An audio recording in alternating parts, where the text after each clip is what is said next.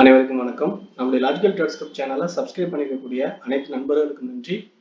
ஜூலை 2 இன்னைக்கு நிஃப்டியோட மார்க்கெட் எப்படி நடந்திருக்கு அப்படிங்கிறதையும், அதில் நம்ம எந்த லெவல்ஸ்ல நம்ம என்ட்ரி எடுத்தோம், டார்கெட்டை புக் பண்ணோம் அப்படிங்கிற விஷயத்தையும், சார்ட்டை நாளைக்கான மார்க்கெட்டை என்ட்ரி டார்கெட் ப்ரிடிக்ட் பண்றதுக்கு எப்படி அனலைஸ் பண்ணணும் அப்படிங்கிற விஷயத்தையும் நம்மளுடைய பாயிண்ட் ஆஃப் வியூல பார்க்கலாம். ஸோ இன்னைக்கு நம்ம பார்த்த லெவல்ஸ்ல எப்படியெல்லாம் இன்டிமேட் பண்ணியிருந்தோம் அப்படிங்கிறத மட்டும் நம்ம ஃபர்ஸ்ட் பார்த்துட்டு அதுக்கப்புறம் அடுத்து நாளைக்கான என்ட்ரியும் டார்கெட்டையும் பிளான் பண்ணலாம். இன்னைக்கு மார்க்கெட் ஓப்பன் ஆகும்போது பார்த்தீங்கன்னா ரெசிஸ்டன்ட்ல ஓப்பன் ஆச்சு. இந்த ரெசிஸ்டன்ட் லெவலில் டச் பண்ணும்போதே பிரேக் அவுட்காக வெயிட் பண்ணுங்க நம்ம இன்டிமேட் பண்ணோம். ஆனால் பிரேக் அவுட் ஆகல, ரிவர்சல் அப்படிங்கிறதுனால நம்ம இங்கிருந்தே புட் ஆப்ஷனுக்கான என்ட்ரியை எடுக்க ஆரம்பிச்சிட்டோம். ஸோ அங்கிருந்து நமக்கு டார்கெட் வந்து பார்த்தீங்கன்னா 25,580 வரைக்கும் தான் டார்கெட்டு. இந்த ஏன்னா நம்மளுடைய பாயிண்ட் ஆஃப் வியூ இது ஒரு ரேஞ்ச் அப்படின்ற மாதிரி நம்ம பிளான்ல வச்சிருந்ததுனால இந்த ரேஞ்ச் மொமெண்டம்க்கு டார்கெட் பிளான் பண்ணோம். இதுக்கப்புறம் இது ஒரு ஜிக்ஸாக் மொமெண்டம் ஃபார்ம் ஆச்சு. இந்த momentum break out down side ஆச்சுன்னா கீழே டவுன்ல நமக்கு என்ட்ரியும், அப்சைட் போச்சுன்னா அப்சைட்கான என்ட்ரி அப்படின்ற மாதிரி நம்ம பிளான் வச்சிருந்தோம். ஆனா இங்க பையிங்கான ப்ரெஷரிங் மொமெண்டம் வந்து ரொம்ப வீக் ஆயிட்டு டவுன் பிரேக் அவுட் ஆகும்போதே நம்ம டெலிகிராம்ல இண்டிபேட் பண்ணிட்டோம் கீழே போக போகுது அப்படின்னு அதுக்கான டார்கெட்டும் கொடுத்துட்டோம். ஸோ இங்கேயும் நம்ம ஒரு என்ட்ரி எடுத்து அதுக்கப்புறம் ஒரு நல்ல டார்கெட். ஸோ நமக்கு 3 என்ட்ரி சூப்பரான டார்கெட் கிடைச்சிது. அது நம்மளுடைய பாயிண்ட் ஆஃப் வியூல நம்ம எடுத்துக்க மாதிரி டீப் இந்த மணி தான். நான் எடுத்த ஸ்ட்ரைக் வந்து 25,800. ஸோ அது 200ல இருந்து 450 வரைக்கும் நமக்கு டார்கெட் கொடுத்துச்சு. ஓகே ஃப்ரெண்ட்ஸ், நமக்கான என்ட்ரி டார்கெட்டை நம்ம பிளான் பண்ண மாதிரியே பார்த்துருக்கோம், எடுத்துட்டோம். ஸோ இதுல நம்ம எந்தெந்த ரீசனை ஃபாலோ பண்ணி இந்த என்ட்ரியை பிளான் பண்ணியிருந்தோம் அப்படின்னு உங்களுக்கு முன்னாடி சொல்லியிருந்தோம். ஃபர்ஸ்ட் வந்து ஓபிஎஸ் ஓப்பன் ரேஞ்ச் பிரேக் அவுட்ங்கிற பேசிக் டீடைல்ஸும், சப்போர்ட் ரெசிஸ்டன்ட் அப்படிங்கிற லெவல்ல பிரேக் அவுட் ஆகுதா சப்போர்ட் எடுக்குதா அப்படிங்கிறது சும்மா ரெண்டு விஷயத்தை மட்டும் ஃபாலோ பண்ணாலே சூப்பரான என்ட்ரி கிடைக்கும் அப்படிங்கிறத அப்ப இன்னைக்கு நமக்கு கிடைச்சிருக்கு.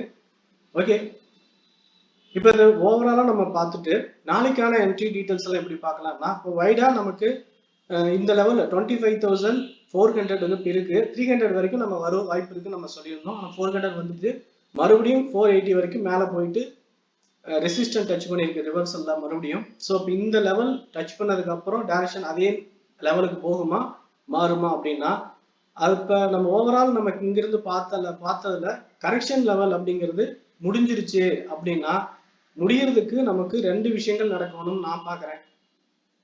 கரெக்ஷன் முடிஞ்சிருச்சு அப்படின்னு சொன்னா இங்க இந்த மொமெண்டம் வந்து அகைன் வந்து ஸ்ட்ராங்கான மொமெண்டம் ஃபார்ம் ஆகும்.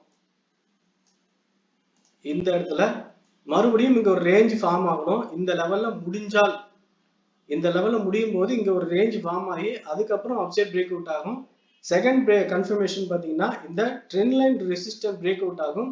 தேர்டு இந்த 25,600 ரெசிஸ்டன்ட் பிரேக் அவுட் ஆகும். இந்த 3 விஷயங்கள் நடந்துருச்சுன்னா இதுக்கப்புறம் மார்க்கெட் டைரக்ஷன்ல எப்படி நம்ம எதிர்பார்க்கறதுன்னா 25,600 இருந்து 6,200 வரைக்கும், அதாவது 26,300 வரைக்கும் நம்ம மேல போறதுக்கு வாய்ப்பு இருக்கு இந்த லெவல் பிரேக் அவுட் ஆனதுக்கு அப்புறம்.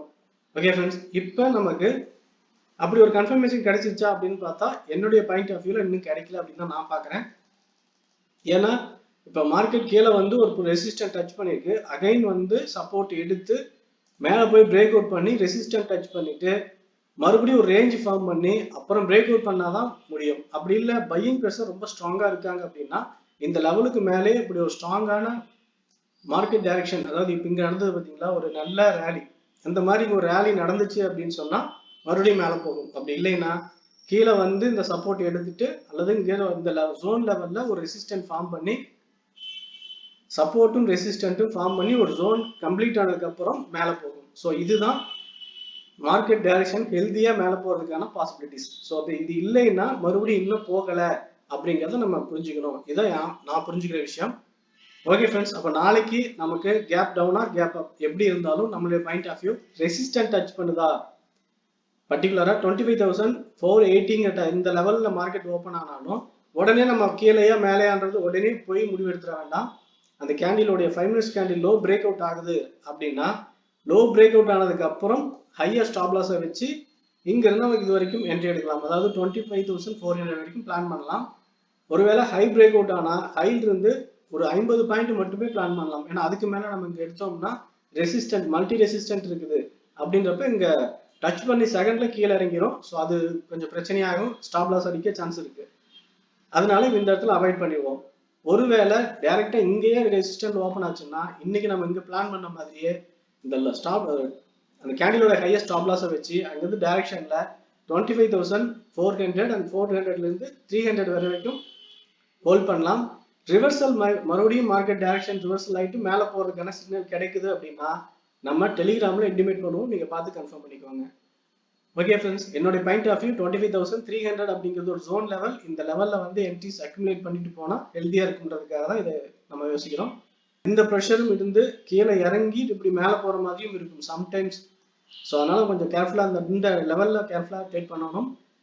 கன்ஃபர்மேஷன் எடுக்கிறது மார்க்கெட் மேலேயே கீழேயான்னு தெரியல, கன்ஃபியூஸா இருக்கு அப்படின்னா நம்ம டெலிகிராம்ல இது சம்பந்தமான எல்லா டீடைலையும் அப்டேட்டடா போஸ்ட் பண்ணிட்டு இருக்கோம், பார்த்து கன்ஃபார்ம் பண்ணி ட்ரேட் எடுத்துக்கோங்க. ஓகே ஃப்ரெண்ட்ஸ், என்னோட பாயிண்ட் ஆஃப் வியூல மார்க்கெட் டைரக்ஷன், எந்த ஸ்ட்ரைக் செலக்ட் பண்றது, எப்படி நம்ம மொமெண்டம் பார்க்கணும், ஸ்டாக் எப்படி மீன்ஸ் இந்த